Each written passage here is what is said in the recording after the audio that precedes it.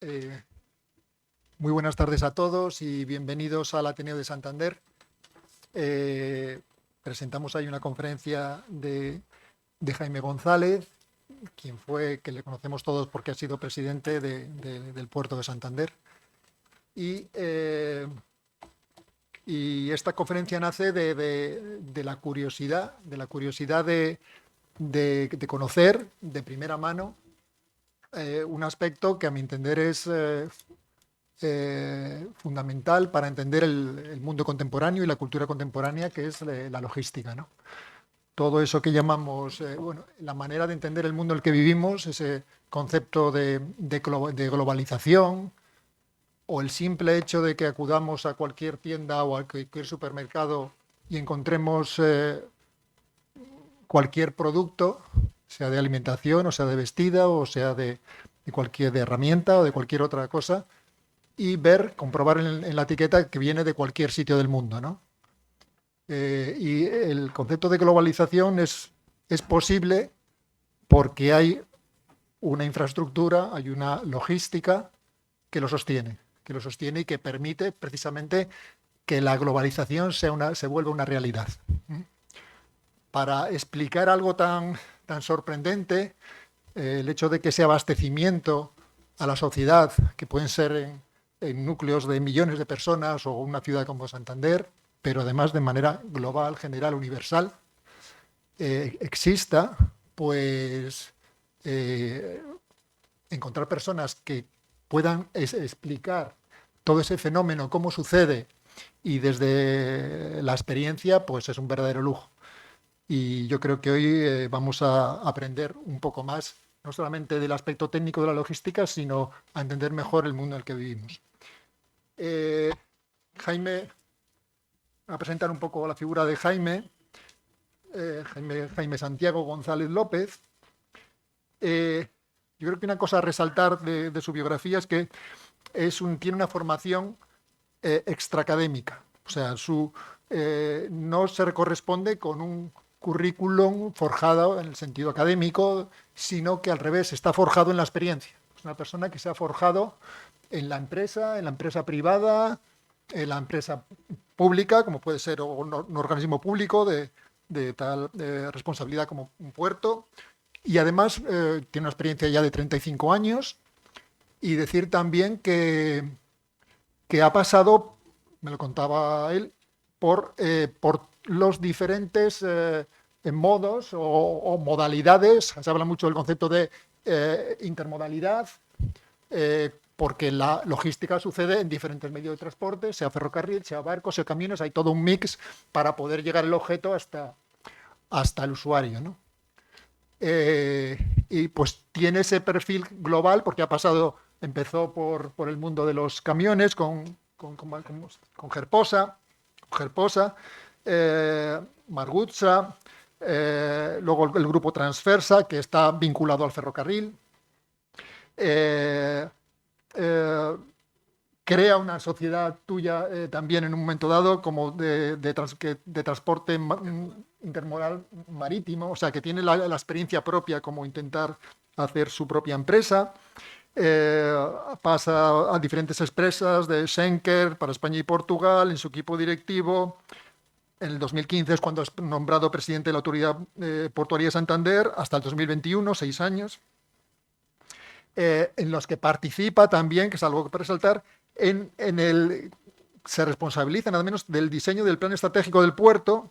Igualmente participa en el desarrollo del marco estratégico del sistema portuario nacional en España y Latinoamérica. Lo que estamos hablando de un perfil que es capaz de entender, un perfil estratégico, o sea, que es capaz de vislumbrar el comportamiento. Y yo creo que ese es... Intentar. Claro. Y hacia eso evoluciona, porque su experiencia le carga de valor, ¿no?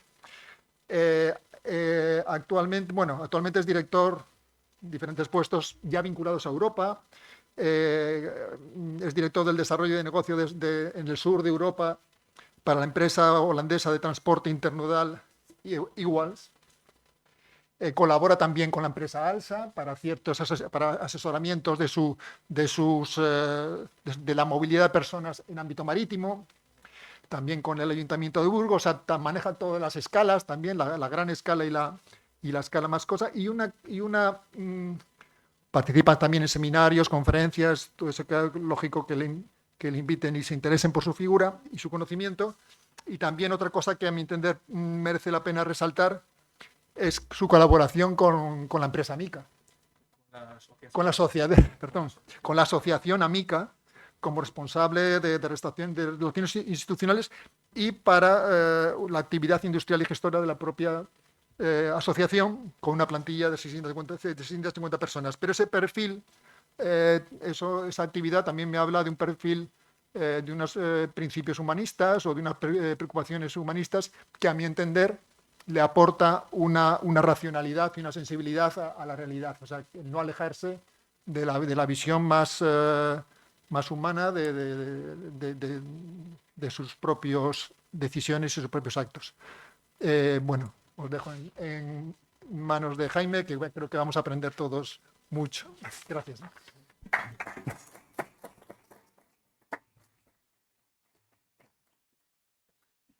Pues muchísimas gracias, Domingo, por esta presentación y sobre todo por haberme invitado a volver a este sitio, Manuel Ángel, que es un poco como mi casa. Aquí he venido ya varias veces, creo que en el trayecto portuario, pues por distintos motivos, y bueno, pues me encuentro muy cómodo. No es lo mismo dar una charla fuera de Santander o fuera de España o hacerla en inglés o tal, que estar en casa y hablar a los tuyos, ¿no? Entonces, hablar a los tuyos me di cuenta la primera vez que lo hice estando en el puerto, pues como una responsabilidad especial y adicional, porque, bueno, pues básicamente estás en tu casa y quieres quedar bien o muy bien con quienes son tus conciudadanos, ¿no? Yo no quiero saludar por personas, hay amigos, amigas dentro de la sala, muy queridos. Yo sí voy a saludar a una persona, si me permitís, por ser antecesor mío, que es Miguel Ángel Pesquera, expresidente también de la Autoridad Portuaria, y del que siempre digo que fue el que trajo el primer coche, que fue un coche ruso, y que al principio supuso pues como una actividad distinta de lo que había, y que al final hoy en día es el grandísimo motor que mueve conjuntamente con otras actividades industriales el puerto de Santander y a su vez Cantabria, ¿no? Para el resto, pues nada, muchísimas gracias por asistir y por concederme este rato de atención. Y cuando Domingo me dice que hablemos hoy un poco del comercio internacional y del impacto del transporte en el comercio internacional, pues yo no sé si titular el impacto del transporte en el comercio o el impacto del comercio en el transporte, porque al final, como vamos a ver, son dos cosas que van absoluta y completamente unidas hoy en día en el mundo. Vamos a hacer una reflexión sobre el momento económico e industrial actual, siempre a nivel global, ¿de acuerdo? Siempre a nivel mundial, pasaremos por América, por Europa, por Asia, pero no vamos a hablar a una escala local, casi hasta hablaremos poco de España, ¿eh? Vamos a ver cómo evoluciona ese comercio mundial, qué situación actual refleja el comercio internacional, qué cosas están pasando que lo están transformando de una manera radical. ¿Cuál es el momento del transporte internacional de mercancías? Que es un momento muy especial por una serie de razones que explicaré. ¿Qué significa Overbridge? Que es una expresión, es un acrónimo de una expresión en inglés, por el cual China está conquistando silenciosamente una parte del mundo que a su vez necesita, ya sea por materias primas o ya sea porque es un mercado al que tiene que dirigir sus productos. Vamos a ver el caso de Chancay en Perú, que es un caso que a mí me sorprende y atrae mi atención como profesional de una manera muy especial. No tiene precedentes por una serie de circunstancias que se dan en él. Y luego vamos a hacer un intento de llegar a algunas conclusiones, pero solamente un intento. Y tengan en cuenta que en toda la exposición, pues yo lo que doy aquí son una serie de opiniones que están basadas en unos datos. Sí he hecho un esfuerzo por traer datos lo más actualizados posible, y también he hecho un esfuerzo porque cuando vean texto he subrayado en cada imagen aquella parte de la frase o aquel dato en el que ustedes se tienen que fijar. No lean todo el texto que está en la imagen, ya se lo explico yo, pero si así todo quieren leer algo, lean solamente lo que está en negrita, ¿de acuerdo? Bueno, pues según el Fondo Monetario Internacional, que algo debe de saber de esto por el tiempo que lleva y la cobertura que tiene a nivel mundial, parece que, bueno, que se espera un crecimiento mundial estable después de todas las turbulencias que están sucediendo, aunque decepcionante. Decepcionante porque, como vamos a ver más adelante, los índices de crecimiento, sobre todo en los países más avanzados, son bajos, son francamente decepcionantes. ¿Dónde estaba en el año 1000 el centro de gravedad de la economía mundial? Pues era en la zona asiática, donde lo ven aquí. Evoluciona en el 1500-1820 hacia el oeste. Con la revolución industrial empieza a estar más en el entorno de Europa o norte de Europa. Después de la Segunda Guerra Mundial está más en el área cercana a los Estados Unidos. Y a continuación, después del año 2000, se produce un fenómeno en el que el centro de gravedad de la economía mundial regresa de nuevo hacia el este o hacia la zona asiática. La diferencia de evolución básica de este trayecto está en que entre este punto de origen y este de aquí pues tenemos 1000 años en números redondos, y la evolución desde este punto hasta el regreso en un efecto boomerang es apenas de 25 años. La velocidad con la que están sucediendo las cosas es tremendamente superior a lo que hasta ahora se conocía.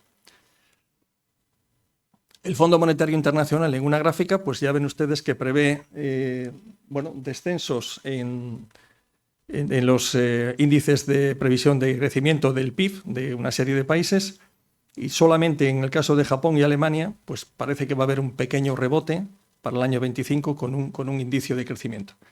Ese rebote en el área de Japón pues será importante para aquellos que estén en su entorno, pero en el área de Alemania, para España, es fundamental. No hay un efecto en el comercio internacional de más impacto en España, en nuestra prosperidad, que el hecho de que Alemania, como motor de la Unión Europea, crezca, se nos quede fría o incluso entre en recesión. En este caso, Alemania parece que está un tanto desnortada. El problema con Rusia y el gas y la situación internacional pues le está afectando más de lo que se preveía, y es un motor en el que parece que industrialmente no vamos a poder confiar a plazo corto. Sí es verdad que el hecho de que estemos recibiendo, no sé si son 93 millones, en cualquier caso un récord de visitantes internacionales en España, pues nos está dando ese oro negro, ese ingreso adicional que necesitamos. Pero particularmente en el lado industrial yo tengo una preocupación tremenda porque nos afecta muchísimo en los niveles de transporte, lógicamente, que en este momento son francamente bajos. Bueno, India es el país que va a despegar, que ha tardado y lo está haciendo después de China, pero en el comercio mundial y en su crecimiento va a despegar en los próximos años de una forma en índices más fuerte. Y bueno, pues China está ahí en una situación de ralentización, pero con una situación también que van a ver ustedes de planteamiento estratégico a nivel mundial, por el cual si yo fuera chino no estaría muy preocupado, sino más bien bastante motivado en lo que va a suceder. Bueno, como una gráfica resumen, vemos qué va a pasar en la economía mundial, crecimientos en el entorno del 3 y pico %, los países más avanzados un crecimiento más leve, más modesto, y las economías emergentes y en desarrollo pues por encima del 4%. ¿De qué nos advierte el Fondo Monetario Internacional? Pues de algo que todos escuchamos y que se responde con una frase que me dijo una persona en una ocasión hace muchos años, con la cual nunca he estado de acuerdo, ¿no? O sea, ¿qué está pasando con la deuda pública mundial? Me decían, bueno, alguien la pagará, ¿no? Claro, pero si la van a pagar nuestros hijos, lo que estamos haciendo es hacerles a ellos firmar la hipoteca del gasto que estamos haciendo nosotros hoy en día. Hay una parte que puede estar justificada en el propio desarrollo de infraestructuras o en actuaciones que tienen un retorno, si no inmediato, en el medio plazo y justifican el poder suscribir cierto nivel de deuda. Pero lo que se está haciendo en este momento en el mundo, el recalentamiento de la deuda, es un problema del cual se está advirtiendo continuamente, pero del que nadie está haciendo acuse de recibo en las políticas que se están practicando a nivel país. Pasamos al punto 2, donde vemos un poco la situación del comercio mundial y lo que se nos dice, lo primero a lo que llega como conclusión la Organización Mundial del Comercio, es que van a pasar o van a suceder una serie de cosas que o bien reglobalizan, y lo subrayo en rojo, según su informe del año 2023, reglobalizan el mundo, o bien lo divide y lo fragmenta en dos bloques. En estos dos bloques pues habría dos cabeceras, una sería China y la otra Estados Unidos, pero el intercambio comercial que ha habido en la globalización, independientemente de en qué bloque estemos, es un intercambio que se vería fracturado y que se vería francamente condicionado. La señora Notsi Okongo, si lo estoy pronunciando bien, como presidenta, lógicamente en su informe y en las reflexiones que han hecho, lo que dicen es que tiene que haber una reglobalización y en ningún caso una fragmentación. Los efectos de una fragmentación para los países más débiles serían o implicarían un retroceso económico importante. Bueno, el comercio mundial se vería afectado en su desarrollo y en su competitividad en ciertos productos de una manera muy negativa. Siendo así, hago mención al libro de Julio Sevares, Choque de Gigantes, donde en esa reglobalización ellos van a decidir. No decide nadie más. Si tenemos 145 países con seguridad jurídica en el mundo, hay 2 que deciden y 143 que en un lado o en el otro no les queda más remedio que seguirles. Lo que yo planteo cuando debato estratégicamente sobre estos ámbitos es, si tú eres uno de los 143, como de hecho es España, y no tienes la decisión en tu mano de cuál es el bloque en el que tienes que estar, lo que tienes que hacer es un plan estratégico muy detallado de qué es lo que más te conviene, porque la decisión que tomes es para los siguientes, por decir algo, 50, 60 o 70 años. Igual que lo fue cuando acaba la Segunda Guerra Mundial y un país está en el bloque de Estados Unidos o está en el de Rusia. Yo, al no tener esa formación académica, bueno, lo que hice fue irme a Alemania con 17, 18 años y recuerdo perfectamente, porque vivía en Berlín, cómo era la sensación de choque entre lo que era Berlín del Este comunista, la Deutschland Democratic Republic, y lo que era Alemania del Oeste, que era puramente americano, ¿no? Entonces, ese tipo de bloques que al final pues, durarán 50, 60, 70 años o mucho más, uno tiene que saber muy bien a cuál pertenece y por qué. Y así como en su día yo hubiera dicho, está clarísimo, pertenecemos al de Estados Unidos,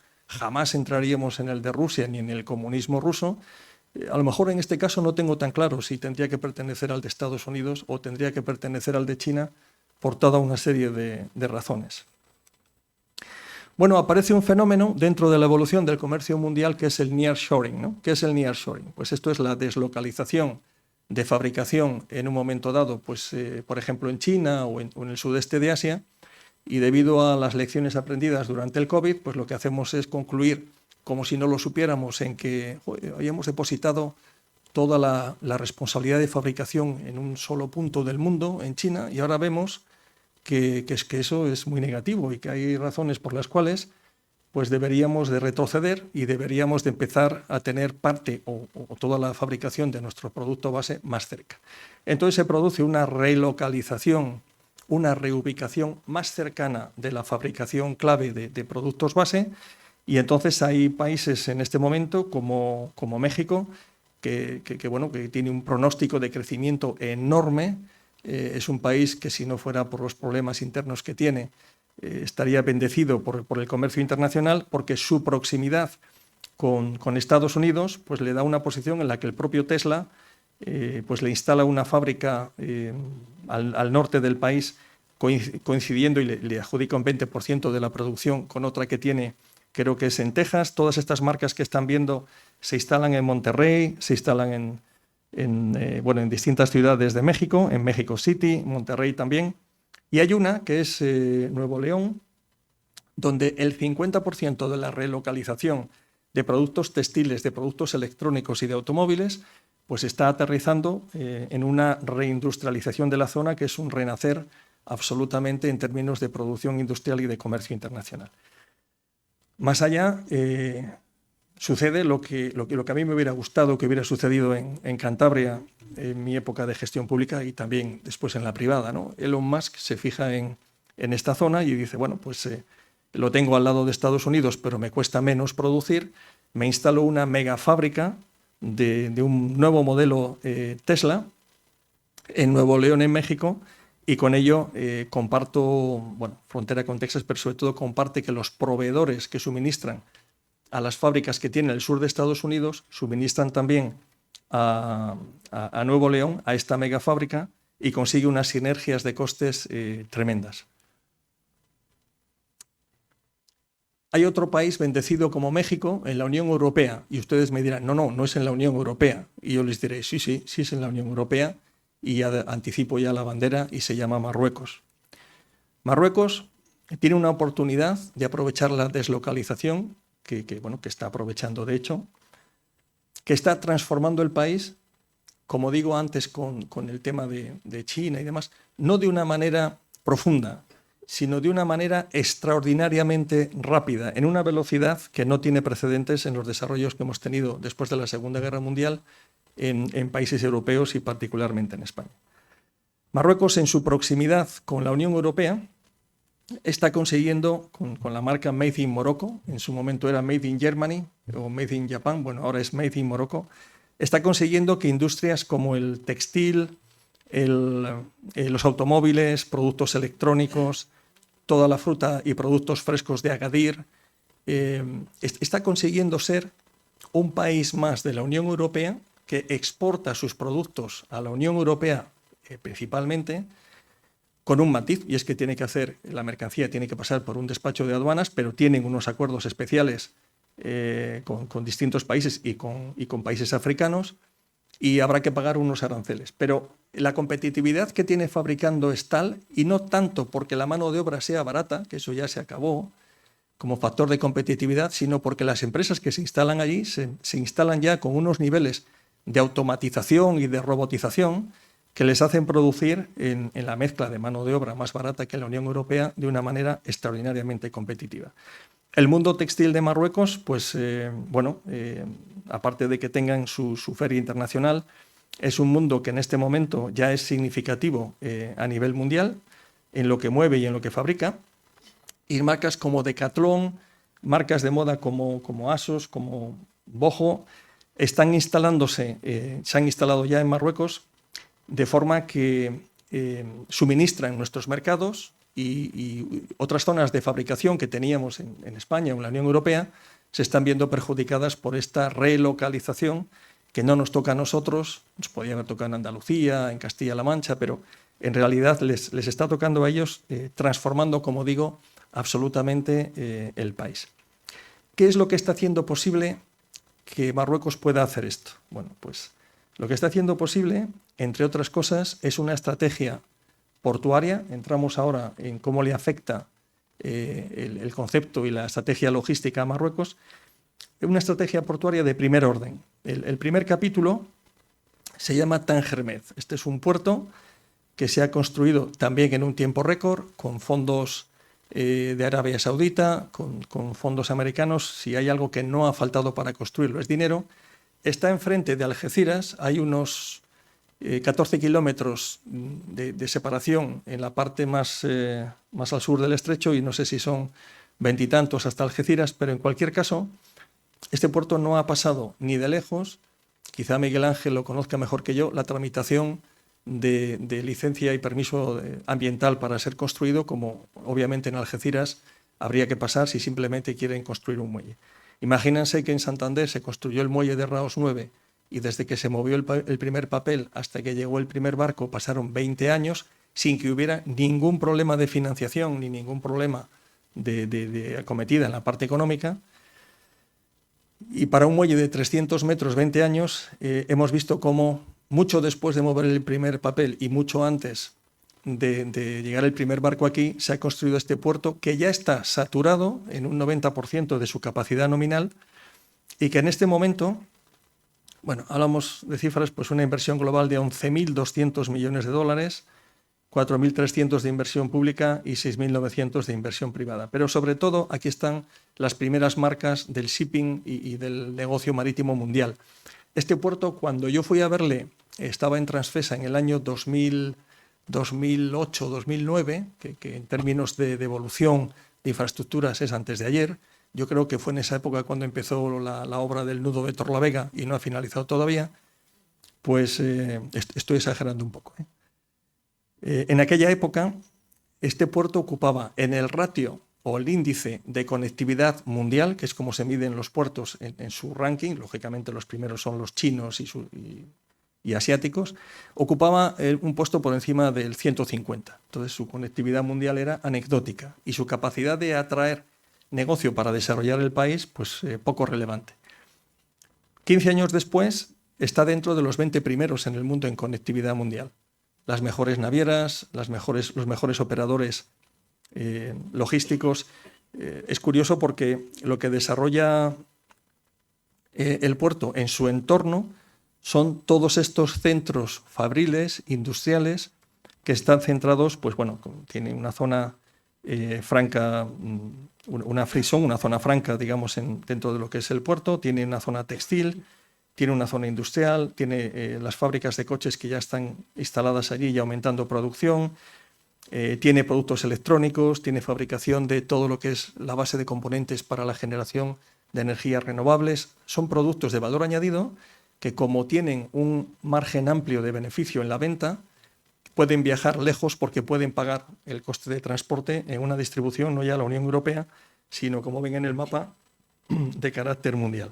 El puerto está conectado con todo el mundo y, no contentos con ello, y dado que ese puerto, como les digo, ya tiene una capacidad nominal de atención de tráfico saturada hasta un 90%, pues en Marruecos ya han planificado repetir la estrategia y repetir el éxito en Nador, que está a unos 240 o 250 kilómetros al este en la costa mediterránea, y donde de nuevo pues se va a, bueno, dice creación de más de 100.000 nuevos puestos de trabajo, no sé si son 100.000, con que fueran 25.000 ya me parece una barbaridad, y lógicamente cuando hablamos de este tipo de infraestructuras hablamos de 1.500, 2.000 millones de dólares fácilmente para construirlo. ¿Qué es lo peculiar de que construyan este tipo de infraestructuras? Pues creo que lo tengo aquí cuando dice que es un puerto, pero no es solo eso. Y yo en esto les tengo que felicitar porque es el concepto que yo aprendí en su momento, lo aprendí fuera de España. He intentado traerlo aquí cuando he estado gestionando y en alguna parte lo habré conseguido, pero es realmente el vértice de cómo una estrategia se debe de trazar. Un puerto es una máquina de generar actividad. El puerto por sí mismo no sirve para nada, solamente carga y descarga mercancía. Pero en la medida en la que le añadimos alrededor actividades de valor añadido, actividades logísticas, ensamblajes, materia en transformación, todo lo que tiene que ver con el producto en su forma de llegar al cliente final, pues el puerto adquiere una misión de muchísimo más valor socioeconómico para su entorno que solamente el hecho de que sea un lugar de carga y descarga de mercancía. Ellos lo diseñan así, lo diseñan de una manera en la que lo llaman un puerto integrado, forma parte de un plan de desarrollo amplio que permite mejorar todas las infraestructuras de la región y, bueno, no contentos con ello nuevamente, en este caso estoy hablando del puerto de Dakhla Atlantic, perdonadme, aquí me he equivocado, he dejado aquí Nador, y hay un tercer puerto que es Dakhla Atlantic, que es el que nos han contado cuando hemos estado en la semana de encuentro de toda la gente de Latinoamérica que está en la Magdalena. Cuando les hemos dicho, oye, el puerto de Nador, ¿cómo es y cómo va y tal? Dice, bueno, el puerto de Nador va a ser como el de Tánger, pero más dedicado a propósitos energéticos, ¿no? Más que tráfico de contenedores y tal. Oh, qué interesante y tal. ¿Estás interesado en el tema de puertos en Marruecos? Digo, muchísimo, muchísimo, porque nos afecta estratégicamente en España de una manera importantísima. Dice, pues entonces, estúdiate el caso del puerto de Dakhla Atlantic, que está en el Atlántico y que es un puerto que va a atender el tráfico, también con una inversión millonaria, de todo lo que viene de Latinoamérica y de todo lo que viene de la fachada atlántica de África. África, recordemos, es el país que para el año 50 más va a crecer en población. Yo he oído hablar de 1.000 millones de habitantes y lo que es espectacular de la cifra es que la media de edad estaría en el torno de los 25 años o por debajo, ¿no? Es un dato absolutamente espectacular. Esta foto que ven ahora la sacamos anoche viendo el telediario. Esta foto es de la visita de ayer, no sé si todavía hoy, del presidente francés, de Macron, a Marruecos. Y la he extraído porque me ha llamado la atención algo que es un mensaje, ¿no? Que me dice mucho. Si yo tapo la cabeza de las personas que están aquí y ustedes ven cómo van vestidos, ustedes no sabrían decirme quién es marroquí y quién es europeo, quién es africano y quién es europeo. Hace muy poco tiempo sí, porque alguno de ellos iría con una bata o una túnica, no sé cómo llamarlo, una chilaba blanca, ¿no? Seguramente, y entonces pues estaría muy claro qué pertenencia tiene cada uno de ellos. Pero en este momento a mí me resulta imposible distinguirlo. Eso quiere decir que, repito, el lenguaje gestual y de signos es muy importante. Yo quiero ser europeo. Yo quiero ser como vosotros. Yo no soy distinto. Y lo demuestro con una política muy respaldada por fondos de inversión privados que van detrás de todas estas iniciativas y con un apoyo público que no está limitado por condicionantes medioambientales, ni por burocracia especial, ni por permisos que al final se eternizan y que no permiten avanzar. Hay otro país bendecido por el fenómeno de la relocalización, del nearshoring, que es Turquía. Y bueno, pues en este caso Turquía en lo textil, Turquía en lo tecnológico, también en temas de automóviles, furgonetas y demás, pues está siendo un país que está evolucionando a una velocidad tremenda, industrializándose y teniendo un protagonismo mayor en el comercio internacional en el que participa. Bueno, y luego otro lío que tenemos montado dentro de la evolución del comercio mundial, pues es el tema de los aranceles, ¿no? Es lo del y tú más. O sea, yo te voy a penalizar la importación de vehículos eléctricos en Europa desde China con aranceles y a mí pues tú me vas a penalizar con aquello que yo te estoy mandando. Lo último que he oído es lo del brandy francés, pero claro, el daño que puede producir penalizar el brandy francés con respecto al que produce el tema del automóvil, pues es tremendo. Si ven el mapa, aquí hay países que han votado a favor, en contra y que se han abstenido. Pues España se ha abstenido. Alemania ha votado a favor, si no me estoy equivocando. Perdón, a favor. Perdón, en contra. Francia ha votado a favor, Polonia, Italia. Aquí cada uno tiene sus intereses, demostrando una vez más que bueno, pues que no somos los Estados Unidos, somos la Unión Europea. Pero todo eso, una vez que lo pasamos a limpio y en detalle, pues muestra que cada país tiene sus razones. ¿Por qué en un momento dado Alemania tiene esta singularidad? Alemania tuvo un problema del cual no se ha sabido nada a nivel digamos, social, por el cual hace 4 años la empresa de bandera del ámbito marítimo china, que es COSCO, quiso entrar con su terminalista dentro de la terminal de Hamburgo, una de las terminales de Hamburgo. Esto, después de que se habían comprado el puerto del Pireo y del cual son propietarios en Grecia al 100%, pues significaba una forma de aterrizar en la Unión Europea sin precedentes. Al final solo pudieron obtener el 24,75% de las participaciones de esa sociedad, porque si lograban el 25% alcanzaban en el Consejo un grado de poder que resultaba peligroso. Quienes presionaron a Scholz, al presidente, para que permitiera que esto sucediera, pues es el lobby del automóvil, que exporta sus coches más caros. Los coches premium alemanes se exportan todos a China, ya no los compramos aquí o los compramos en una cantidad irrelevante, mientras que en China, y se llevan en tren fundamentalmente para que tarden menos, pues están consumiendo todo lo que se fabrica en Alemania. Vemos los aranceles que en este momento están establecidos. A mí me parece que esto también debería de tener una estrategia conjunta y no una forma tan dispar de llevarse a cabo. Pero bueno, en la Unión Europea hablar de decisiones y estrategia conjunta resulta prácticamente imposible.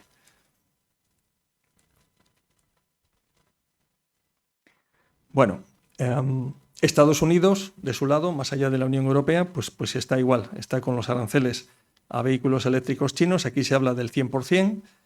Y Biden anuncia que triplicará los aranceles al acero y al aluminio de China. Esta guerra que está en este momento pues, en ebullición, yo personalmente no tengo ni idea de en esta escalada dónde va a finalizar. Las razones detrás del aumento de la incertidumbre del transporte marítimo de mercancías. Bueno, pues la crisis del Mar Rojo lo que ha hecho, como ven en el mapa, es desviar la navegación básicamente del canal de Suez y la zona del Índico hacia el sur de África, dando la vuelta por por el Cabo de Buena Esperanza, con 6.000 millas náuticas adicionales que repercuten en dos cosas: en el coste del trayecto y de alguna forma en el tiempo del trayecto. Todas las empresas que se suministran de productos del sureste asiático y China por contenedor, cuando tienen sus contenedores que venir rodeando África, pues tienen que reprocesar los inventarios que tienen en sus almacenes, tienen que calcular con un lead time que llamamos un tiempo de tránsito mayor. El inventario aumenta, por tanto el coste financiero de tenerlo también es más alto, y la incertidumbre de la cadena logística pues se eleva hasta niveles que a veces lo que hacen es facilitar más esa relocalización de fabricación a países cercanos. No voy a entretenerme en todo este texto. ¿Quién se beneficia de la crisis del Mar Rojo? Bueno, pues donde uno tiene un problema, otro tiene una oportunidad. Tenemos los puertos marroquíes que se benefician de esta crisis porque les llegan los barcos por la zona atlántica, dejan los contenedores y desde ahí se reexpiden en barcos menores a los puertos europeos y del Mediterráneo. Se beneficia también pues, el puerto de Algeciras, lógicamente todos los que están en la fachada atlántica. Y luego, por otros motivos, como es el cambio climático, tenemos situaciones en las que el Canal de Panamá ha pasado por un susto importante al tener que reducir el número de unidades que cruzaban diariamente. Ahora ha vuelto a recobrar de nuevo pues, un número más, digamos, en la línea de un momento anterior, unos 36 cruces diarios. Aquí vemos un poco el impacto para la India en sus exportaciones también del conflicto de la zona del Mar Rojo. Suben las cuotas de los seguros de la mercancía, el contenedor te cuesta un 30% más por el exceso de millas náuticas. Un porcentaje importante de sus exportaciones se ha visto alterado por esta circunstancia. Otra circunstancia que puede afectar al mercado internacional en términos de transporte, el comercio internacional, pues es el deshielo en la zona ártica y los periodos del año en los que supuestamente se va a poder navegar por arriba. Lo cierto es que navegar por el norte, por la zona ártica, pues es más corto para llegar a Europa y entonces es más barato por una reducción de distancia. Hay una volatilidad en el momento en el que vemos ahora el transporte internacional de mercancías, especial en los precios de contenedores. Los precios de contenedores tuvieron un incremento brutal en el año 21, después del COVID, 2021.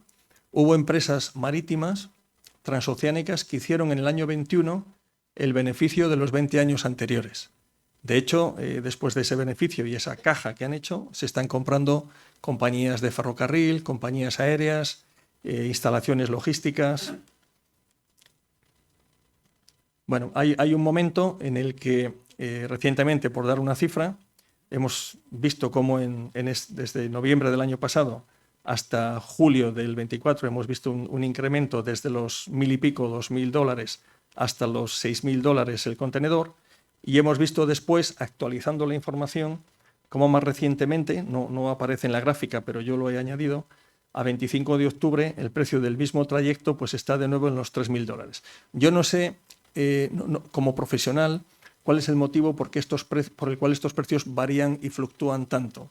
Yo lo que creo es que hay una cierta intencionalidad, más allá de incrementos de precios de combustible y de otros factores de distorsión, y lo que sí está claro es que son ya muy pocas compañías o muy pocos grupos de varias compañías los que manejan esto para en un momento dado tener el comercio mundial en sus manos. Anecdóticamente, pues el tema de cómo se cruzó el Evergreen en el canal de Suez en el año 21, curiosamente, produjo un impacto suficientemente fuerte como para bloquear el comercio mundial, producir una serie de sustos, incrementó tremendamente el tráfico de cargueros aéreos con el sobrecoste que ello supone para suministrar piezas de urgencia, no por lo que llevaba el Evergreen, sino por el bloqueo de otros barcos que no pudieron ni ir en sentido sur ni en sentido norte atravesando esa zona. Pero la razón por la cual traigo esto aquí es porque el comercio mundial pues depende de factores como que un día el viento lateral, por un despiste de navegación o por la razón que sea, haga que este barco se empotre de proa contra uno de los laterales y ponga el comercio mundial patas arriba por una anécdota que no había sucedido nunca, pero que vamos viendo que termina por suceder y termina por incrementar precios de los productos, por retrasar, etcétera, etcétera, la llegada y la disposición en los mercados. Bancos centrales pues piensan que en la medida en la que las cadenas logísticas se pueden romper, tienen que revisar su efecto sobre la inflación. Es decir, una ruptura de cadena logística rompe en un momento dado o perjudica el proceso inflacionista, incrementándolo.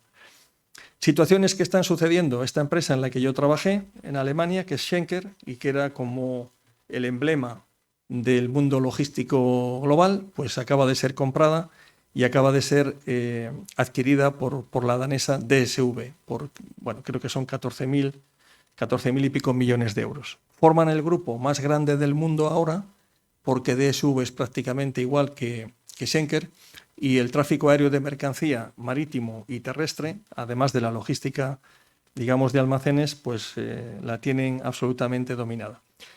¿Cómo será el tema? Que CVC le dice a la Deutsche Bahn, que es el ferrocarril alemán propietario de Schenker, que no admite la venta a DSV. Los sindicatos dicen que lo que quieren es que se venda a un fondo que lógicamente no hará o no despedirá a tanta gente como la integración y la racionalización de estructura que va a producir DSV en Schenker. Pero esto al final es un rodillo en el que el mundo del transporte, en el momento que está viviendo, pues vive de la integración. Vive también de que compañías como MSC, Mediterranean Shipping Company, que en este momento es con Maersk, son las mayores del mundo, pues como ven en la imagen, se compre el ferrocarril portugués, que es como la Renfe portuguesa, lo transforma en Medway, que es una compañía privada, se compran las mejores locomotoras, las Euro 6000, que son las más potentes y las más eficientes, y en este momento pues está liderando el transporte ferroviario en la península ibérica, al punto de que ha sido el socio escogido por el Ministerio de Ministerio de Fomento antes, de Transporte ahora, para ser el socio estratégico de Renfe y supuestamente, pensamos en el sector, el que finalmente se quede con ella. Grupos como Noatum, 660 millones, llega a Abu Dhabi Ports con los fondos de Arabia Saudita y se lo compra. Se lo compra porque creen que en la logística está una de las claves del comercio mundial, y el día que nos lo anuncian en un acto en Barcelona, un acto y una puesta en escena impresionante, nos dicen que Abu Dhabi Ports ha comprado Noatum para hacerlo crecer 5 veces en 5 años. Eso solo se logra a base de seguir comprando con un talonario bien reforzado. Se están creando las primeras autopistas ferroviarias, camiones que vienen de Centro Europa, por ejemplo en Puerto Italiano, en este caso Génova, embarcan en Grimaldi Lines, llegan a Valencia y, como ven en la fotografía, se les sube en un tren donde de alguna manera aquí lo que sucede es que ya no hay conductor ni cabeza tractora que se necesite para llegar a destino, sino en todo caso, cuando llegue a destino, por ejemplo en este caso Madrid, hacer la distribución de la última milla, pero el trayecto largo ya se hace en barco o se hace en camión. Son trailers semirremolques que tienen que estar preparados para que se puedan levantar. En España no hay muchos, esta es una empresa italiana, Transitalia. Hay otras como una con la que yo colaboro, que es Iguals o LKV Walter, que las ven ustedes entrar y salir constantemente del puerto en Santander, que tienen redes internacionales y que son capaces pues, de mover un semirremolque por barco, pues Brittany Ferries o CLDN o cualquier línea, o Finlays en Bilbao, y llegar hasta Inglaterra, lo descargan, lo vuelven a cargar y de allí lo llevan a Escandinavia o lo llevan a Dinamarca o lo llevan a Polonia, y no tienen la necesidad del modelo clásico de transporte por carretera del retorno para volver a casa. Al no haber cabeza tractora y no haber conductor, los 4.500 semirremolques que tiene el sistema se mueven en base a un sistema inteligente que decide en qué flujos tienen que estar, donde ganen más dinero, y para nada existe el concepto de regresar a casa. España, que tiene una media de 4,72 vehículos por empresa, no está preparada para hacer esto. Y es una pena que no haya una planificación estratégica para que las empresas españolas de transporte por carretera empezaran a convertirse en operadores intermodales. ¿Por qué? Pues porque básicamente lo que no va a haber son conductores. creo que es más adelante cuando menciono las cifras, pero en Europa hacen falta ahora mismo 400.000 conductores profesionales de tráfico internacional de mercancía en larga distancia y bueno, lo que estamos viendo es que la edad media es superior a los 50 años, dentro de 4 o 5 se habrá jubilado un buen porcentaje de ellos y no hay relevo generacional, con lo cual el transportista clásico español de carretera con sus camiones, que siempre tuvo una posición interesante en el mercado, pues se ve ya hoy en día y se va a ver muy limitado por la falta de conductores. Hay, de hecho, empresas en Europa que no crecen porque no tienen conductores para poder crecer. Hay un caso que a mí me encanta, en el que tuve alguna vinculación en su momento, que es el caso de Brittany Ferries. Brittany Ferries, compañía tradicionalmente marítima, en abril del año que viene va a abrir un trayecto de servicio para camiones sin conductor, solamente para semirremolques, una autopista ferroviaria, desde Bayona hasta Cherburgo, y en Cherburgo cruzarán los semirremolques pasándolos del tren al barco, de forma que no hará falta que un conductor desde la frontera española hasta la costa británica tenga que intervenir para nada. Es una manera de reinventarse y de entender que lo que tienes que hacer es no mirar a tu competidor de ferrocarril como alguien que se enfrenta a ti, sino en todo caso ser capaz de desdoblarte y hacer ferrocarril donde hasta ahora solamente hacías servicio marítimo. Bueno, compañías que se instalan en Tánger-Med, pero de Tánger-Med ya he hablado antes, y llega el caso, y tengo que acelerar un poco porque estoy viendo el reloj, en el que llegamos un poco a la estrategia de lo que está haciendo China. China está haciendo algo que básicamente consiste en crear una infraestructura de comunicación propia, controlada por China, con la cual llegan en este momento creo que ya a más de 150 países. En la siguiente imagen lo van a ver. Y esto permite tanto que la fábrica china haga llegar sus productos hasta todos esos países donde le interesa que se los compren, como recibir de ellos materias primas, productos agropecuarios o cualquier otra materia que en un momento dado necesita para sus fabricados. En el año 14-15, los países en azul marino eran los que estaban afectados por esta política de construcción de infraestructuras propias chinas en otro país. En el año 16-17 vemos que evoluciona y llegamos al año 22, donde en color marrón se están incorporando pues Argentina y creo que no sé si es Costa Rica. ¿Cuál es lo relevante de esto? No es el tamaño, el espacio y la superficie que el proyecto chino de infraestructuras está copando, sino la velocidad con la que se está haciendo. Xi Jinping en el año 2013 presentó el proyecto, estamos en el año 24, le tiene prácticamente concluido, con algunos hitos que vamos a ver ahora que son espectaculares, y con ello China lo que domina es una vertebración a nivel mundial de rutas marítimas, de rutas de ferrocarril, de rutas de carretera, con lo cual, pues, la medida en la que tiene importancia la logística y el transporte, que desde mi punto de vista personal es muchísima, pues se hace dueño del mundo. En esta imagen lo que vemos es que en la parte izquierda, donde pone 17, en el año 2011, pues estaban haciéndose 17 trenes al año entre China y Europa, particularmente el puerto de Duisburg en Alemania.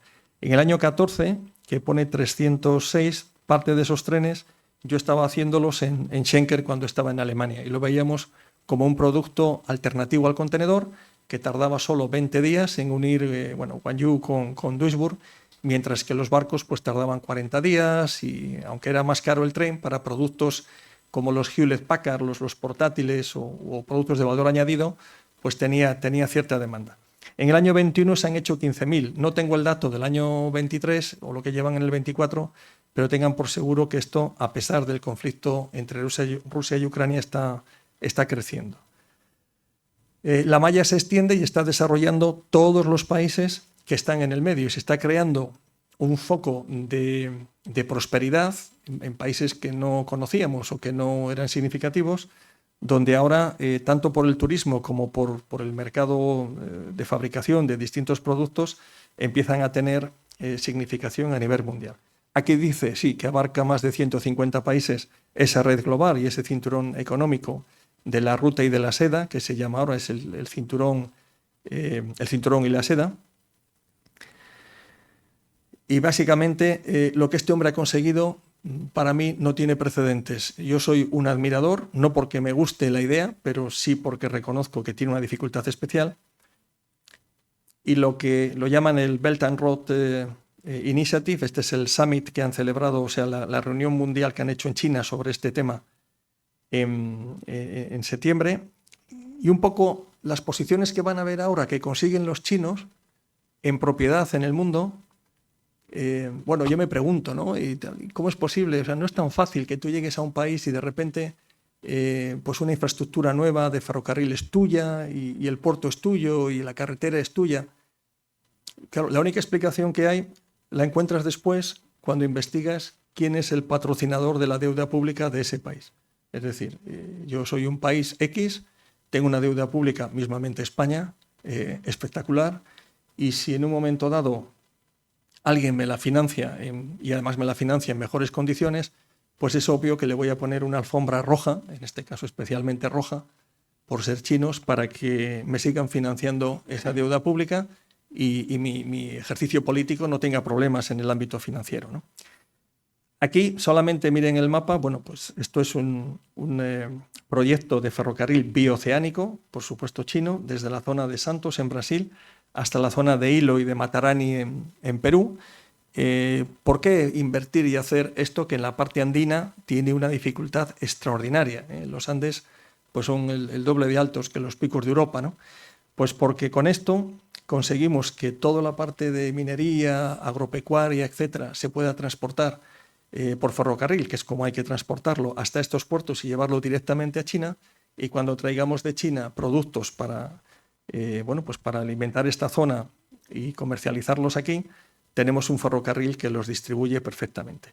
Hay otro proyecto que me parece más difícil, que es una hidrovía amazónica, pero claro, el hecho de que me parezca muy difícil, en cuanto veo cómo es Europa en circulación de mercancía por canales navegables, pues tengo que pensar que será perfectamente realizable. Y este proyecto, que sería de 2.687 kilómetros en la zona amazónica, pues es un proyecto sobre el que China, lógicamente, al poner el dinero, pues tendría una serie de privilegios a la hora de explotarlo tremendos. La presencia china en tráficos de contenedor en Europa pues ya es muy significativa.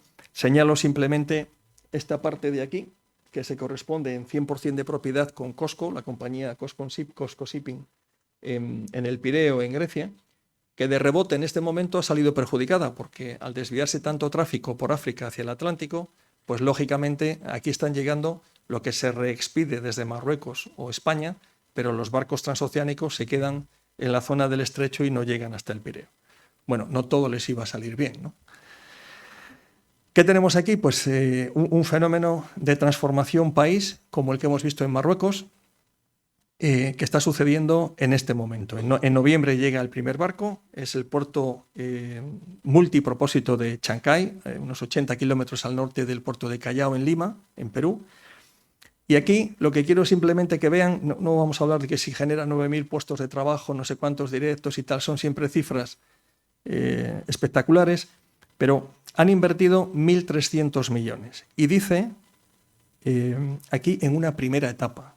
Vamos a la segunda etapa y ya consideran 3.000 millones de inversión e invertirán lo que haga falta, porque este puerto, que vuelve a ser en el concepto marroquí que les explicaba antes, generador de toda una actividad complementaria, lo que consigue es unir China, su forma, digamos, de exportación de productos fabricados, con el sur de Latinoamérica de una forma directa, donde hasta ahora los barcos chinos tenían que llegar a Long Beach, Miguel Ángel, Long Beach, Los Ángeles, conoces bien, o quizá en México, y desde aquí se tenía que reexpedir la mercancía de forma capilar a toda la zona pacífica en el cono sur. Esto se ha terminado, los barcos chinos ahora van directamente a este puerto, que siendo un megapuerto, es puerto en propiedad, o sea, no es una concesión. No son 50 años, como en España el máximo son 50 años, es un puerto en propiedad para toda la vida. Y todas las infraestructuras terrestres de acceso a Perú pues van a ser bendecidas por el hecho de que van a gozar del presupuesto que necesiten para tener las autopistas que quizá todavía no les han llegado o no les han llegado a algunas zonas, la infraestructura ferroviaria que llega y llega con el máximo de modernidad, no lo que se hizo hace 50, 60 años, o como en el caso del acceso de Cantabria a la meseta hace más de 100 o 100 y pico años, y entonces el grado de eficiencia que alcanzará su comercio será extraordinario. La producción de aguacate, de mango, de coliflor, de uva, todo el ámbito agropecuario, que es tremendo. Perú es el primer productor del mundo de uva. Yo lo he sabido recientemente. Pero sobre todo, cuando hablo con Perú, con productores agropecuarios, hablo de inteligencia artificial. Quieren saber cómo pueden tener modelos predictivos de comportamiento de mercado para saber si mandan contenedores de uva a México o a California o a Europa según el grado de maduración, en base a dónde van a obtener más rentabilidad. Es decir, industria agropecuaria que está muchísimo más evolucionada y con mucha más ambición comercial que lo que yo pude haber pensado en un momento antes de conocerlo. Bueno, la herramienta fundamental se la están poniendo los chinos y, por tanto, yo entendería que Perú fuera un país que estuviera en connivencia con China y no con Estados Unidos, por ir decantando en un momento dado, si yo fuera peruano, lo que en un momento dado entendería perfectamente. Bueno, voy llegando al final. He resumido y he quitado mucha información porque si no les voy a saturar, pero intentando llegar a algunas conclusiones, ¿no? Una parte del mundo ve el mundo de esta forma que les muestro. Así es como me lo enseñaron a mí de pequeño y así es como lo sigo viendo, ¿no? Pero hay otra parte del mundo que lo ve de forma muy diferente. El mismo mundo le ve de otra forma, donde nosotros estamos en la esquina y donde además la capacidad de impacto que tenemos como país, más allá del atractivo turístico, cultural, gastronómico, pero en el comercio internacional, en la producción industrial, pues es francamente baja. ¿Qué va a pasar en las 5 áreas geopolíticas con impacto en el comercio mundial? Bueno, pues lo que va a pasar es que Estados Unidos, esto es lo que pronostica la Organización Mundial del Comercio, pues va a crecer mucho con Canadá y con México, con su norte y su sur, relocalizando actividades y en todo caso pues las relaciones con China van a descender. ¿Qué le va a pasar a China en su dinámica de comercio? Pues que tiene a la zona ASEAN, que es la zona del sureste asiático, que está creciendo una barbaridad y que le va a demandar mucho más de lo que pierde con Estados Unidos, con lo cual no creo que estén sinceramente muy preocupados. ¿Qué le pasa a la zona surasiática en el mercado, o sea, en su crecimiento de comercio internacional? Pues que va a crecer muchísimo con China y que va a crecer muchísimo con Japón y con el sur de Corea. Con lo cual, si les compramos nosotros o no, o Estados Unidos, tampoco creo que les preocupe demasiado. India está en ignición. India, que estaba retrasándose, se incorpora ahora a este crecimiento, tanto con el oeste, con la zona occidental del mundo, como por supuesto con China. Y luego está el binomio Rusia-China, Rusia-India, donde en todo caso lo que se prevén son crecimientos. Esto como tendencias macro que a nosotros, aquí como ven, Europa no es que aparezca precisamente con bandera propia, por tanto, pues no parece que vayamos a tener mucho protagonismo en el devenir del comercio internacional mundial. Fíjense que no hemos hablado nada de disrupción tecnológica. Yo ahí tendría que dar la palabra a Miguel Ángel y él les explicaría, pero estaríamos de acuerdo, Miguel Ángel, en que la disrupción tecnológica además hace que todo este análisis fuera mucho más complejo y es un capítulo necesario de incorporar. Tampoco hemos hablado de la disrupción energética, donde en este momento hay barcos que recalan en Santander, que recalan regularmente, que están en la mitad de su periodo de su vida útil, de su periodo de amortización. Y los dueños saben que tienen que cambiar el sistema energético de impulso, lo tienen que cambiar porque no pueden seguir, por razones de normativa europea, con el gasoil, el heavy fuel oil, el gasoil marítimo que tienen. Esto significa que están buscando cómo hacerlo, no lo saben, pero que si llega un chino con el nuevo impulso, pues el gas natural licuado o combustible sintético, y pone un barco mañana en su línea, pues este chino, además de cumplir con la normativa europea, va a poder ser mucho más eficiente y más competitivo. Es una situación, la disrupción energética, como para otra charla por parte de un especialista, pero lo que yo estoy viendo es una incertidumbre tremenda y absoluta. No digo nada En el caso de los coches, que bueno, con las noticias de Volkswagen que estamos teniendo ayer, antes de ayer, pues es francamente preocupante. Y esta imagen la traigo por domingo. La traigo por ti porque cuando me llamó, me dijo para dar la charla, me decía, es que yo cuando voy a comprar las cosas, claro, no me pregunto lo que cuesta que lleguen, de dónde vienen, quién las ha fabricado. La verdad es que en un lineal hoy en día de Mercadona o del Corte Inglés, te puedes encontrar productos que si ves su procedencia real, pues prácticamente tienes productos de todo el mundo, ¿no? Y en algunas macro tiendas o superficies de Madrid o Barcelona, grandes ciudades absolutamente de todo el mundo. Pero una de las cosas que ha revolucionado y ha hecho tremendo el tema del transporte internacional y cómo hemos evolucionado, yo lo pensaba muchas veces y me acuerdo, había un yogur cuando yo tenía 12 años que se tomaba, ¿no? Y era un yogur, era natural, estaba en un frasco de Danone, luego apareció Yoplait y no había más. No había yogur de limón, no había yogur de fresa, ni con tropezones, ni había nada. Solamente había un yogur. La dificultad que había para producir ese yogur y posicionarlo era mínima. Simplemente controlar la caducidad del producto. Pero la diversidad que podía tener era tan simple como que no existía. Tú hoy en día te asomas a un lineal y tienes una diversidad tan grande que si profundizáramos en la complejidad logística de cómo conseguir que cada una de las referencias esté dentro de su periodo de caducidad y esté disponible cuando vas a comprar, lo que ha sucedido entre el Danone de la imagen y el señor que está viendo ese lineal es una revolución en términos logísticos impresionante. Igual pasaría con el SEA 600 que todos nuestros padres tuvieron, bueno, según la generación o algunos de ustedes tuvieron, donde el 600 tú ibas a comprarle y te le daban blanco y era el mismo que el de tu vecino que se compraba otro, que a lo mejor era granate, pero no había más variación. Claro, hoy en día entras en una página de internet, de audio, de cualquier marca, y tú te haces tu coche y le compones y le recompones como quieras y ningún coche es igual que otro, lo cual hace que las cadenas logísticas tengan una complejidad y en esto sí que he podido trabajar durante años en las distintas empresas que he estado, que se satisface, pero en base a un desarrollo y, como digo, una complejidad logística extraordinaria que permanece desconocida, ¿no? para el público en general.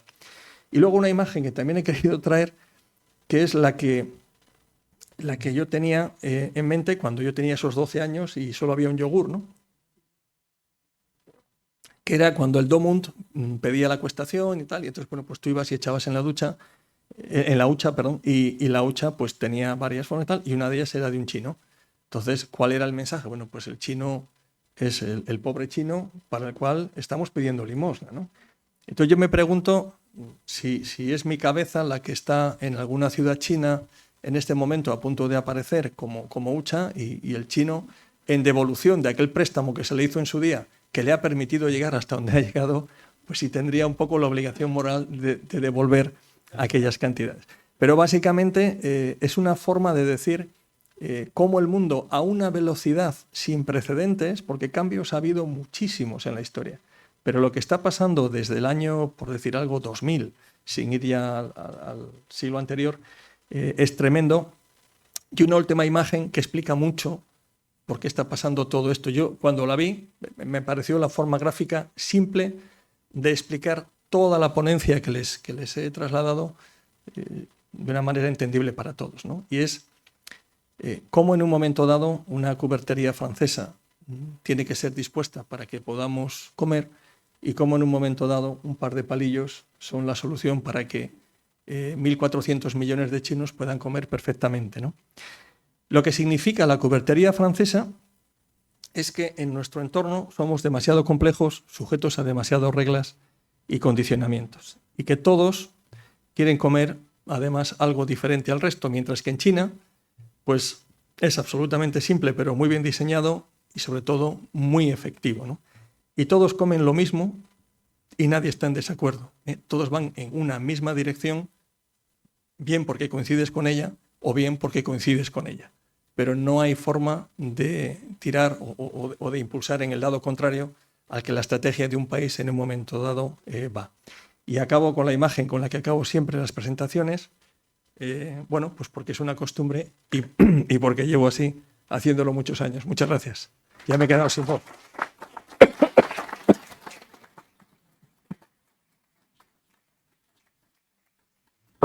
Ya me he quedado sin voz, ¿eh? Perdón si me he extendido, que es que no había forma de resumirlo más. Abrimos un coloquio. Ahora sí. Abrimos un coloquio con todos ustedes y a su disposición. Creo que has dado una visión de la realidad absolutamente inquietante, demasiado, como decía el Tropo Vero, ¿no? Demasiado verdadero. Y por abrir un poco el camino de las preguntas y del debate, ¿cómo ves de aquí para adelante el futuro? O sea, ¿vislumbras hacia dónde nos va a llevar o ya lo has mostrado, pero eh, ¿qué nos espera? O sea, si a nivel de la forma de trabajar el comercio se vislumbra otra realidad, o sea, hay más avances, hay más transformaciones. eh, Bueno, aquí se da una circunstancia que no se había dado jamás. La distancia entre mi abuelo y mi padre, generacionalmente hablando, fue amplia. Mi abuelo fue lo que fue, viviendo un momento penoso de la historia de España, y mi padre vivió el final de ese periodo penoso, pero el desarrollismo de España, con sus 600, después tuvo un Simca 1200, luego tuvo un Citroën BX, se pudo permitir dar educación y formación a sus hijos. Bueno, vivió el desarrollismo español. Entre mi padre y yo hay una distancia muchísimo mayor que entre la de mi padre y mi abuelo. Porque yo he vivido otras cosas, soy la generación que ha podido viajar a todo el mundo, por tanto, a nada que observes, pues aprendes y te formas de una manera extraordinaria.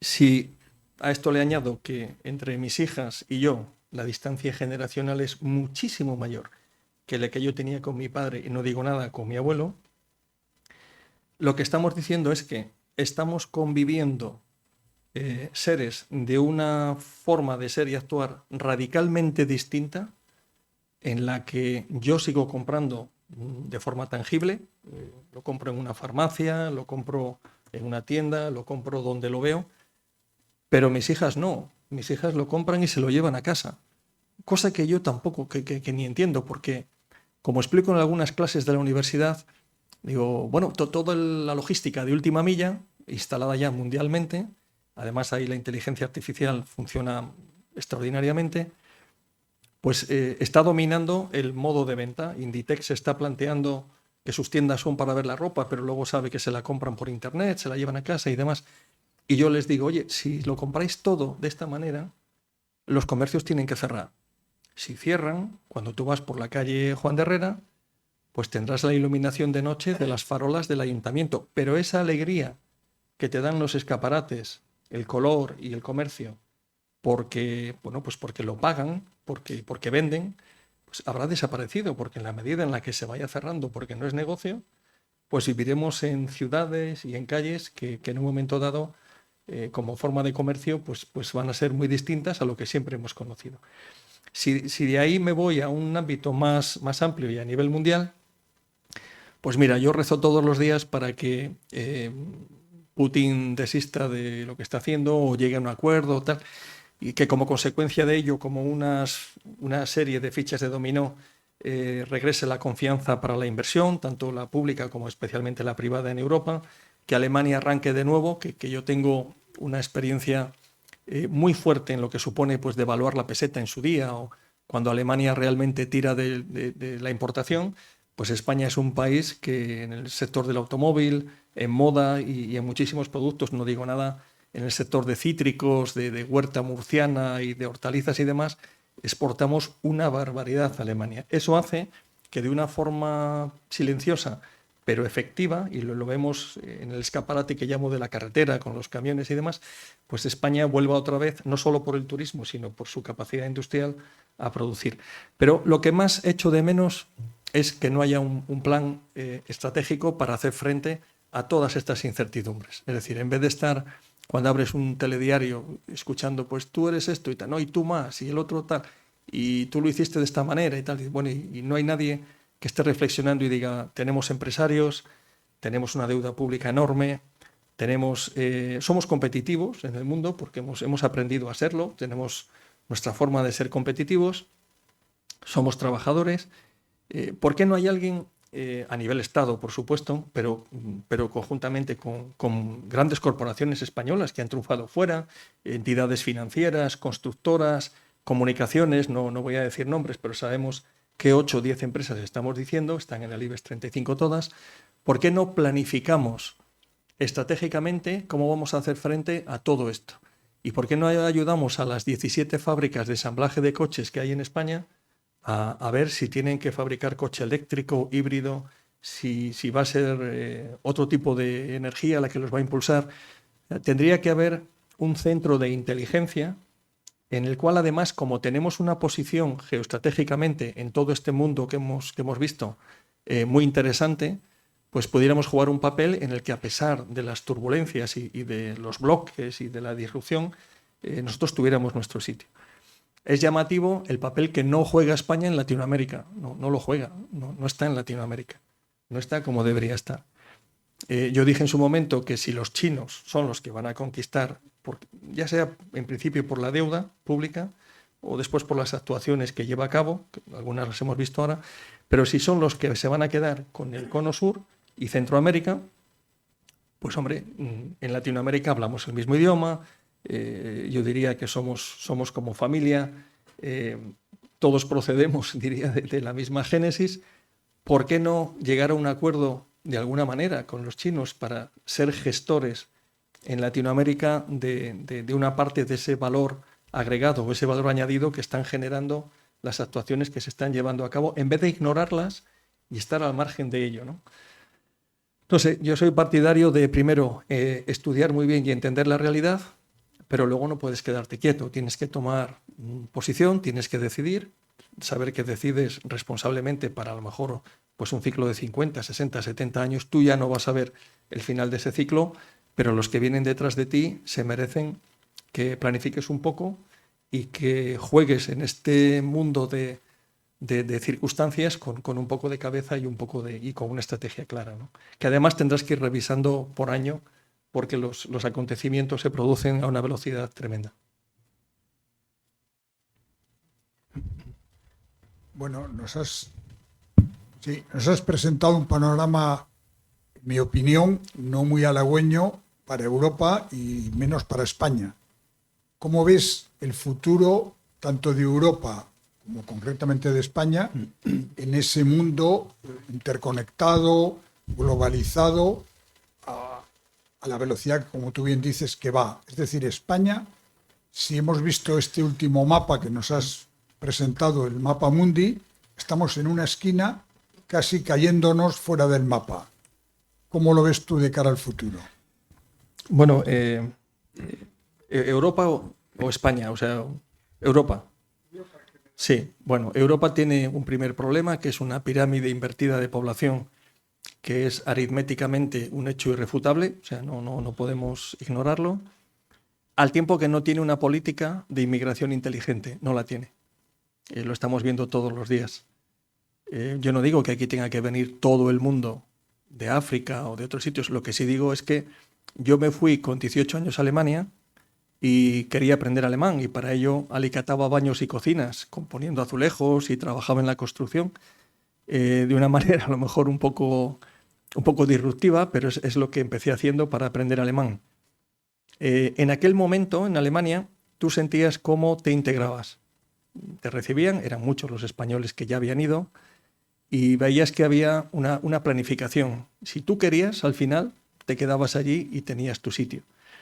Yo creo que en Europa en este momento no hay ninguna, bueno, lo primero de todo, hay una diversidad de posicionamientos totales. No mencionaré países ni gobernantes, pero está claro que no hay una posición única.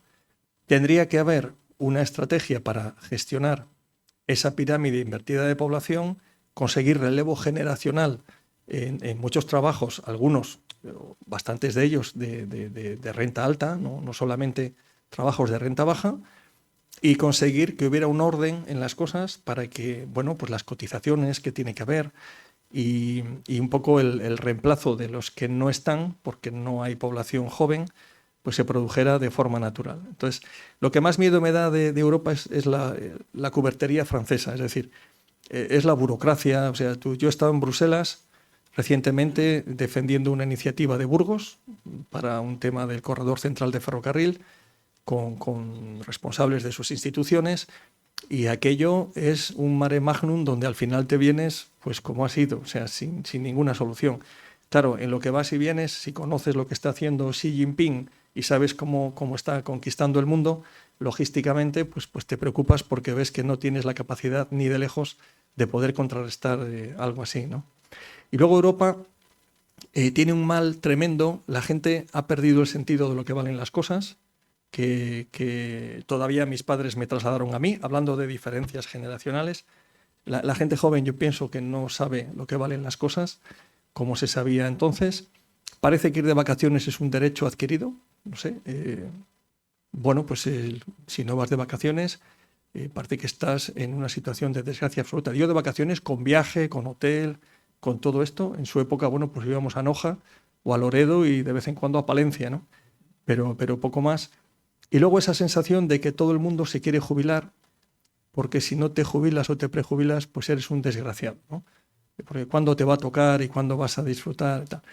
Yo creo que la gente que está en condiciones de trabajar debe de trabajar, igual no en la misma forma en la que lleva trabajando 40 años o 38 o los que sean, pero bueno, yo desearía para mí desacoplarme del mundo laboral de una forma progresiva e ir trabajando mientras la salud me lo permita, pues hasta mucho más adelante de la edad en la que me tocaría jubilarme, ¿no? Es una sensación de querer escapar de la responsabilidad, digo, laboral y profesional, con todo el conocimiento que se acumula, y sobre todo porque la gente que se jubila ahora es la gente de la vieja escuela, la gente que, como yo, viene de la ventanilla de Gerposa, de darle al principio pues las entregas a cuenta a los conductores y de hacerles las cuentas y de saber cuál era el intríngulis y cómo funcionaba el transporte, para luego evolucionar a operaciones y dirigir los camiones, para luego evolucionar a comercial, para luego al final acabar pues en IKEA diseñando la logística intermodal de Polonia para Inglaterra, por decir algo, ¿no? Pero todo esto, como digo, yo lo que veo es un deseo de tiempo libre antes que de ocupación. Veo un deseo de finalizar en la gente de mi generación antes que continuar. Y la gente que viene detrás, yo creo que debe tener un punto más de ambición y también de reivindicación, ¿eh? Están pasando cosas por las cuales yo creo que en otra época veríamos en la calle pues más protesta, ordenada, ¿no? Pero más manifestación, más reivindicación, y yo creo que en la época actual pues no es igual, no es igual.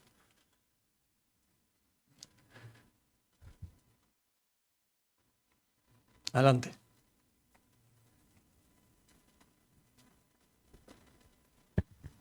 Sí, felicidades por la charla, la verdad es que me ha encantado. Muchas gracias. Son 3 preguntas, reflexiones. ¿Crees que la juventud nuestra se tiene que ir a Marruecos a trabajar? La siguiente. Leí que había del orden de 90.000 barcos dando la vuelta al mundo en un momento determinado, transportando mercancía. ¿Crees que eso es un poco anormal, ¿no? Creo que no es muy lógico, ¿no? Respondo a estas 2 y luego me hace la tercera. Sí.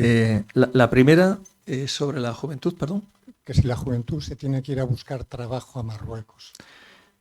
Yo creo que es una experiencia real. O sea, yo creo que ir a Marruecos es aprender muchas cosas para luego tener perspectiva y poder comparar. Y cuando me permiten la comparación, pero cuando yo fui a Alemania y veía cómo se organizaban, cómo trabajaban, cómo el fin de semana y el divertimento llegaba cuando se había cumplido con el trabajo y el rigor, pues luego al venir a España me costaba mucho, sinceramente, acoplarme a lo que aquí veía, ¿no? Yo lo que creo es que la juventud que hoy en día viaja, cuando viaje debe de observar. y aprender. Perdón. Y no solamente, darse un viaje por el exterior. Cualquier tipo de... Pero viajar y residir, y aprender las costumbres y las necesidades que hay en otros sitios y sobre todo cómo están evolucionando mercados como los que hemos mostrado aquí. En cuanto a los barcos, yo recuerdo que en Jerposa teníamos alguna vez un camión de patatas de la zona de Burgos, creo que era, que iba a Bélgica, y el mismo día teníamos un camión que venía de Bélgica con patatas y que las llevaba a patatas a Yarza, a Torlavega. Y yo preguntaba y decía, ¿por qué se mueven patatas para Bélgica o para Francia y traemos patatas de Bélgica? No lo entiendo, ¿no? Esto es una cosa, lo de los 90.000 barcos y lo que llevan y demás, nunca le he encontrado explicación. No lo sé, o sea, no tengo una respuesta para esa pregunta. Lo que sí sé es que el número de barcos que circulan y la capacidad de transporte que tienen son cada día más barcos y es cada día mayor. Y esto, pues, yo creo que está en un cierto nivel de saturación. Claro, no hemos mencionado la parte medioambiental, donde yo le garantizo que si usted respira de cerca lo que emiten algunos barcos modernos, pues lo que está respirando es lo peor que va a respirar en su vida, ¿no? ¿Y la tercera pregunta? La tercera es un poco con respecto a los chinos, ¿no? He visto cómo invaden un poco ciudades, cómo invaden, cómo poco a poco se van metiendo en nuestra red, ¿no? Como van, sobre todo, por ejemplo, pues en Barcelona o en Madrid. ¿No serán capaces de contaminarse de lo bien que se vive en España? Esta es la trampa. Nosotros cuando traíamos ejecutivos, ahora lo puedo contar porque ya han pasado 25 años, ¿no?, del norte de Europa, nos gustaba negociar los contratos anuales de transporte en España. ¿Por qué? Porque al final no conozco a nadie que no haya sucumbido ante la delicia que es estar en España. La delicia por un conjunto de cosas, no por una botella de vino, no por probar un jamón exquisito, no solo por eso. España tiene algo único que no ha puesto en valor su verdadera dimensión en el mundo todavía, no lo ha hecho, que es una forma de vida, una forma de disfrutar y de compartir el trabajo con el disfrute, un concepto de familia que todavía existe en este país, no tanto en otros países. Y entonces, de alguna manera, lo que nosotros tenemos que hacer en este país pues es conseguir que los demás aprecien nuestro hecho diferencial, que vengan y que podamos, incluso en el caso del turismo, que lo he propuesto en Madrid, en alguna entidad, segmentar y planificar quién queremos que venga a nuestro país. No se trata de que vengan 93 millones, a lo mejor tienen que venir 75, pero el ticket medio tendríamos que elevarle y ponerle en una situación de una oferta de más valor, o al menos acabar con los viajes de despedidas de soltero, borracheras, etcétera, etcétera. No sé si al final he contestado la pregunta, pero... Quisiera hacerte una pregunta, una curiosidad. Hemos sido testigos en las últimas décadas de que del fenómeno como de expansión o de extensión que ha tenido el comercio, en el sentido de que la tradicional o la proximidad entre donde se produce y donde se consume se ha extendido de una manera absoluta. En las fábricas resulta que se han ido a China, de repente el sentido de comercio y transporte ha producido un fenómeno de Big Bang, de expansión. ¿Tú crees que esa situación, sin embargo, nos estás planteando ahora cosas como de un reposicionamiento, lo que llama, no sé si es lo mismo que la reglobalización, pero sí un reposicionamiento de que igual aproximación? ¿Está habiendo ese fenómeno de la exacerbada expansión? ¿Va a tener luego una contracción? ¿Tú crees que va a haber un fenómeno de contracción? ¿Cómo va a evolucionar eso? Porque parece que se está queriendo mantener a base de un fortalecimiento de las vías de comunicación. Pero parece que eso supone también una energía enorme, no en todos los medios, sino como esfuerzo de todo tipo, o que si vislumbras que va a haber una cierta contracción, con un reposicionamiento, igual es propia China que igual va tomando posiciones en los lugares de consumo, o si ese modelo de hipercomunicación o de transferencia. Hay un factor que vamos a entender todos muy rápido que puede hacer que haya una contracción y relocalización, o sea, volver a traer a casa la fabricación o cerca de casa. Y es el fenómeno Trump, ¿no? America First. O sea, lo primero de todo, América. Entonces vamos a ver qué es lo que podemos hacer aquí, lo consumimos aquí, potenciamos lo nuestro y para lo que no haya remedio, pues salimos fuera y lo traemos desde otro sitio. Si tienes gobernantes de esa naturaleza, pues el mercado se va a contraer. Si lo que tienes es un perfil de gobernante elegido en cada país o en cada núcleo de estos de influencia a nivel regional en el mundo, que son más partidarios, como la presidenta de la Organización Mundial del Comercio, de la reglobalización, es decir, de una ampliación de nuevo hacia el mercado mundial extenso, pues entonces no tiene por qué haber demasiada contracción.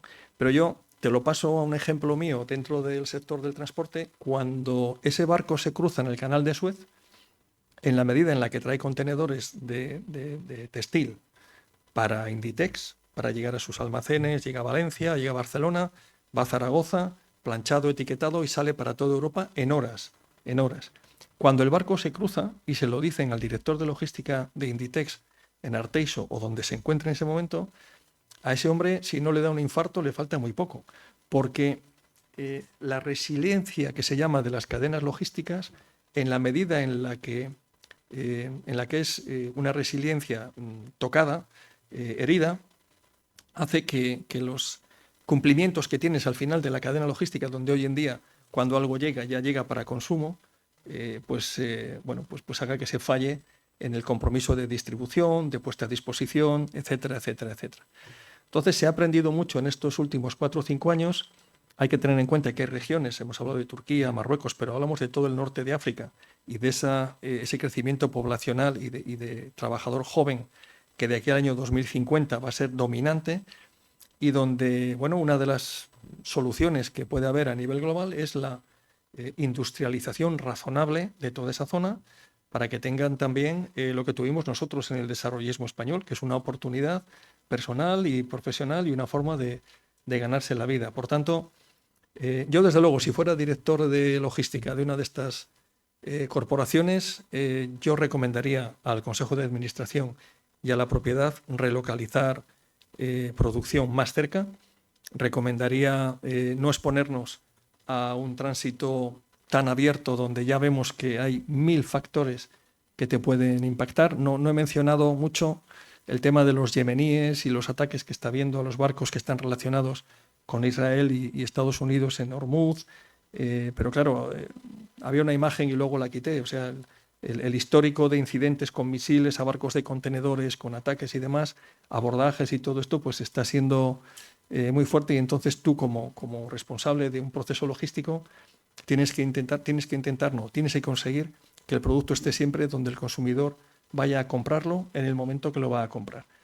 Si la relocalización y el acercamiento de la fabricación es una razón de cumplimiento, lo que tienes que hacer es traerte la producción, si no toda, una buena parte, y no depender tanto de todos estos factores de distorsión que al final te van a romper el suministro. Estoy acabando, son las 9 de la noche. La última pregunta. Estas 2 preguntas. Estoy encantado de escucharte, qué maravilla. Muchas gracias. Mi pregunta es muy corta, muy sencilla. Yo estoy en contra totalmente de la globalización. Estoy completamente de acuerdo con Trump de cercanía. Y la pregunta es, ¿crees que esta globalización mejora la libertad del individuo y la felicidad, que es de lo que se trata en este mundo? Esto da para otra charla. La globalización ha conseguido que muchas personas tengan acceso a muchas cosas que de otra forma nunca hubieran tenido. Estamos subiendo los aranceles para que no vengan los coches chinos, porque se fabrican en China con subvenciones, con ayudas, con suelo gratuito para el fabricante, digamos que en términos de competencia, pues en competencia desleal. ¿Qué es lo que pasa? Que, bueno, pues ir a comprarse un coche hoy en día pues cuesta un dinero. Si te lo ponen a la mitad de precio, podríamos decir como usuario que la globalización te ha facilitado tener acceso a la motorización. De otro lado, yo te digo, mira, yo no compraría, a ver, no quiero hacer publicidad negativa, yo jamás me he comprado un coche ni me compraré fabricado en Asia. No lo haré nunca por principio, porque creo que como están tantas fábricas de coches y he vivido tanto de suministrar piezas y soy consciente de lo que significa para mí, pues entonces creo que me estaría haciendo un flaco favor si compro un producto asiático o fabricado en aquel ámbito mundial o en América, ¿no? Con respecto a otro que esté fabricado en Europa, porque el que está fabricado en Europa me impacta directamente en cotización de impuestos, en generación de trabajo, en consumo, en mil cosas, y el que está fabricado en China pues me lo traen sin más y aunque sea barato pues no me aporta nada socioeconómicamente. Otra cosa es que a mí me encantaría que hubiera una fábrica china en Cantabria de coches. Eso me encantaría. Que hubiera una fábrica de un modelo 2 de tamaño medio, ni pequeño ni demasiado grande, que fuera muy versátil, que tuviera un amplio marco de destino en el mercado o una forma muy amplia de llegar al consumidor, que fuera de distinta motorización y que se instalara aquí y que los coches que no quedaran en España salieran por el puerto de Santander a toda la conectividad de transporte de vehículo terminado que tiene el puerto de Santander, que es amplísima desde que Miguel Ángel trajo el primer Lada ruso, ¿no? Eso es lo que a mí me gustaría. Y claro, entonces ya se fabricaría aquí, entonces ya habría pues 1.800 empleados directos, 3.500 indirectos, una generación, incremento de PIB de Cantabria significativa, con una renta razonable por trabajador, etcétera, etcétera, etcétera. Última pregunta. Rápida. Si no me equivoco, la deuda de España es pues el PIB multiplicado por 1,3 o 1,4. Por ahí está, sí. Por ahí anda, ¿no? Por ahí está, sí. De tal manera que yo vengo del mundo de la empresa, de la pyme, y ahí pues estamos muy acostumbrados, hemos estado muy acostumbrados a medir nuestra deuda, ¿no? ¿Por qué? Pues porque una deuda superior al deber más de lo que tienes te conduce directamente a la suspensión de pagos, ¿no? Eso es así. De manera que la duda que yo tengo es, como a nivel nacional, en la macroeconomía las cosas no son exactamente igual que en la micro, donde el empresario o el director de la empresa tiene que cuidar muchísimo esos detalles. Digo yo, si en España, dada la situación financiera mala, que a mi gusto, vamos, yo puedo estar equivocado, claro, que a mi gusto tenemos, eso no nos puede producir a corto plazo o medio una complicación en el acceso a los mercados, ¿eh? Es decir, si los mercados financieros, donde España tiene que acudir para financiarse, como nos pasa a todos, pues si esa financiación se nos va a complicar mucho. Bueno, pues ya por terminar, lo peor que le puede pasar a un país como España con una deuda superior al PIB y una deuda creciendo, que estamos lejos de contenerla o de rebajarla, pues es que el nivel de dependencia que vas a tener de terceros es cada vez mayor. Por tanto, las decisiones que puedes tomar de forma soberana como país, incluso si tienes tu plan estratégico fantástico, pues son decisiones cada vez más recortadas y al final, yo lo explicaba un día en el tema del marco estratégico nacional, digo, oye, lo explicaba en Madrid, ¿no? Si China está preguntando por comprar el sistema portuario español, no el suelo, que es anticonstitucional, la parte de Manial, sino el negocio que hay encima, que son todas las concesiones, y va a ofrecer, por ejemplo, 90.000 millones de euros por quedarse con ello, desconozco si sería posible o no, pero lo advertía. Digo, esto es una cantidad fantástica para un país que está tan endeudado como el nuestro, pero entonces vamos a pedirles el 15% del negocio que generan en Latinoamérica. No solamente los 90.000 millones, sino que ya decididamente apostamos por China y nos tienen que traer fabricación y ensamblaje de productos de automoción a España, autobuses, coches, camiones. En Latinoamérica, cada cosa que hagan, tendríamos que tener una participación en gestión o en lo que fuera, pero definitivamente ser su brazo para participar de su expansión y su negocio en un porcentaje. La deuda es directamente proporcional en su crecimiento a la pérdida de independencia. Si eso es así, lo que hay que hacer es intentar, antes de caer o de tener que ser intervenido, pues agarrarte al brazo de alguien que te pueda acompañar de forma fuerte durante un buen periodo e incluso te ayude a expansionarte. Bueno, muchísimas gracias, Jaime, muchísimas gracias a todos. Muchas gracias. Y gracias por ilustrarnos. Un rato muy, muy agradable. Muchas gracias.